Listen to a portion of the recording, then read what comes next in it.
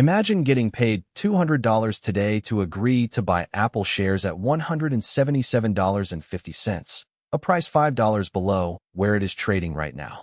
If Apple never falls that far, you keep the $200 and walk away. If Apple does fall and you get the shares, your effective purchase price is $175.50, because the $200 premium reduces your cost. You did not chase the stock at the top. You got paid to wait for a price you actually wanted. That is the cash-secured put. It is the second half of the income generation framework you learned in Video 8. And together with the covered call, it forms the foundation of one of the most consistent strategies in retail options trading. This video covers the complete setup, every scenario, and exactly when to use it. The cash-secured put has two components. Component 1. You set aside enough cash to buy 100 shares at the strike price. If you sell the $177.50 put on Apple, you need $17,750 held in your account as collateral. Component 2. You sell one put option at that strike. You collect the premium immediately. It lands in your account the moment the trade fills. The word cash secured means your obligation to buy the shares is backed by real cash, not margin. If the put is exercised and you are assigned, you use that cash to buy the shares at the agreed price. This is the safest way to sell puts. No leverage, no margin calls, defined maximum loss. You already know the worst case before you enter. You buy 100 shares at the strike price, offset by the premium you collected. Nothing about this is open-ended. The mechanics mirror the covered call exactly, but from the other side. When you sell a covered call, you own the stock and sell the upside. When you sell a cash-secured put, you hold the cash and sell the downside.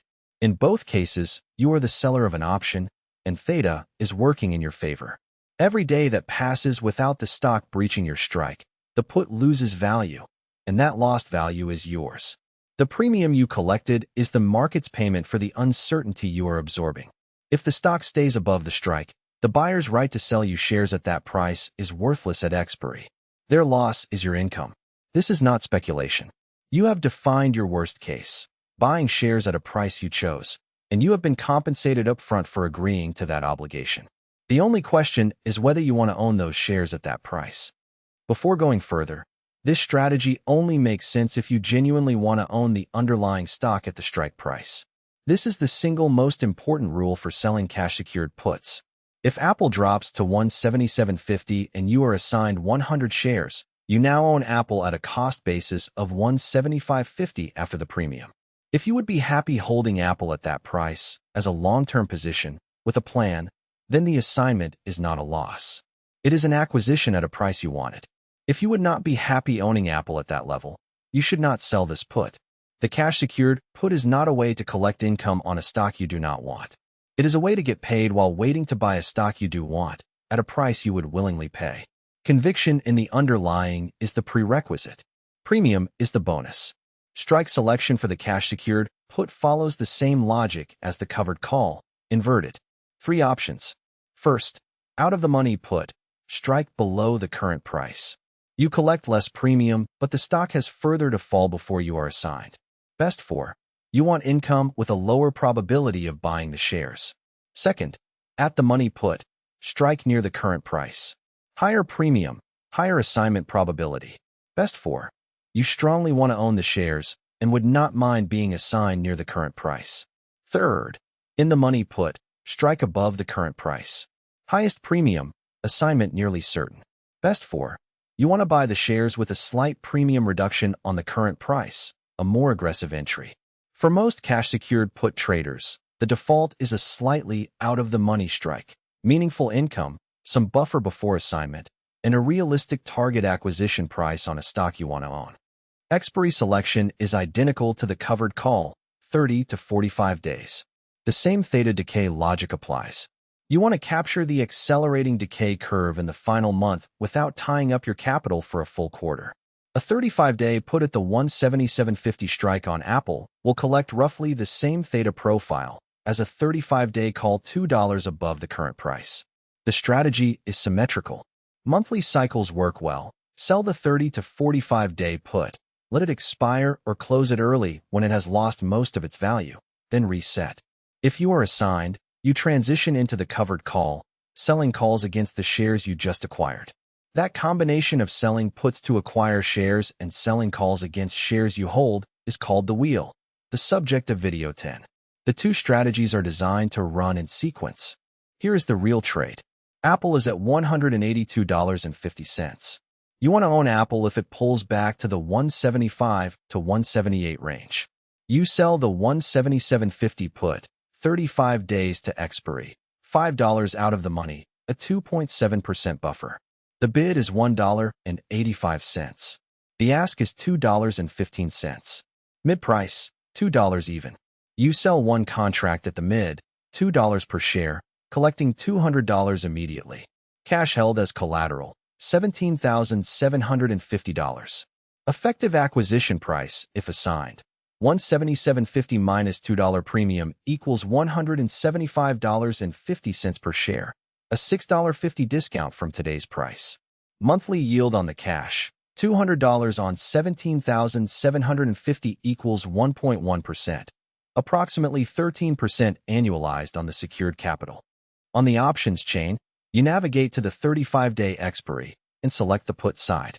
At the 177.50 strike, bid $1.85, ask $2.15, mid $2 even. Delta, negative 0.28. As a put seller, this negative delta tells you the approximate probability of finishing in the money, roughly 28% chance of assignment. Stated positively, a 72% probability the put expires worthless and you keep the full $200. Implied volatility, 23%, near the historical average. Not elevated, not compressed. Volume, 620 contracts. Open interest, 1,840. Liquid, clean entry and exit. The order, sell to open, one contract, 177.50 put, limit at $2 even. Filled within a minute. $200 credited to your account. $17,750 set aside as collateral. The profit and loss diagram for a cash-secured put. Horizontal axis, Apple's price at expiry. Vertical axis, profit or loss on the position. Above the strike of 177.50, the P&L is flat. You keep the full $200 premium regardless of how high Apple goes. This is your maximum profit, and it is capped. At the strike exactly, 177.50, you are at maximum profit, and just below it assignment begins. Below 177.50, the P&L declines dollar for dollar as Apple falls, offset by the $2 premium. The break-even is the strike minus the premium. 177.50 minus $2 equals $175.50. Below 175.50, every dollar Apple falls costs you $1 per share. The maximum loss in theory is 175.50 per share, but in practice, Apple going to zero is not a realistic scenario. The practical risk is a meaningful decline in a stock you chose to have exposure to. Scenario 1. Apple stays above 177.50 at expiry. Apple finishes at 185. The put expires worthless. The buyer's right to sell you shares at 177.50 has no value. They would rather sell at the market price of 185. You keep the full $200 premium. The $17,750 collateral is released. You own no shares. Your return, $200 on $17,750 of capital, 1.1% in 35 days, approximately 13% annualized. This is the ideal outcome. You collected income, took on no shares, and your capital is free to run the next cycle. Immediately, you can sell the next month's put at the same strike, or adjust the strike based on where Apple is trading. This is the income machine in its cleanest form. Sell the put. It expires. Collect. Repeat. Scenario 2. Apple falls to 177.50 or below at expiry. Apple finishes at 175. Your put is in the money. At expiry, you are assigned. You buy 100 shares of Apple at 177.50. Your cash collateral is used to purchase the shares. Cost of shares, $17,750. Less premium already received, $200. Effective cost basis, $175.50 per share. Apple is currently trading at $175. You are down 50 cents per share on paper, $50 on the position. But you have acquired Apple at a $6.50 discount to where it was trading when you entered. You now own 100 shares with a cost basis of $175.50. From here, you sell covered calls against those shares, collecting premium every month until the shares are called away at a profit. The trade transitions from cash secured put to covered call. The wheel begins. Scenario 3. Apple falls sharply. Apple drops from $182.50 to $160 over 35 days, a significant macro or company-specific move. Your put is deep in the money. At expiry, you are assigned at $177.50. You buy 100 shares at $177.50. Effective cost basis, $175.50 after the $2 premium. Apple is at $160. You are down $15.50 per share, a loss of $1,550 on paper. This is the real risk of selling puts. The premium of $200 provided a $2 cushion, reducing the notional loss from $17.50 to $15.50. But a 15% move against your position still hurts. This is why strike selection and stock selection matter. You should only sell puts on stocks you would hold through a 15 to 20% drawdown without panic selling. The cash-secured put does not protect against large moves. It compensates you for the risk you choose to take. Managing the position before expiry. 3 situations. Situation 1. Apple falls toward the strike with 2 or more weeks remaining. The put has gained value. Your loss is growing. Decision: roll down and out. Buy back the current put and sell a lower strike at a further expiry, collecting a net credit. You lower your assignment price and extend the timeline. This is the most common active management move for put sellers. Situation 2. Apple rallies and the put has lost most of its value, now worth 20 to 30 cents. You can buy it back cheaply, locking in most of the $2 gain early and freeing up the $17,750 of collateral to deploy elsewhere. You do not need to wait until expiry to take profit. 60 to 80% of maximum profit with 2 or more weeks remaining is often the right time to close. Situation 3. Apple falls through the strike and you are comfortable taking assignment. Let expiry happen. You acquire the shares at $177.50 and immediately begin selling covered calls. The complete cash secured put on one page. Stock: Apple at $182.50. Put sold: $177.50 strike, 35 DTE, at $2 even. Premium collected: $200, received immediately. Cash collateral held: $17,750.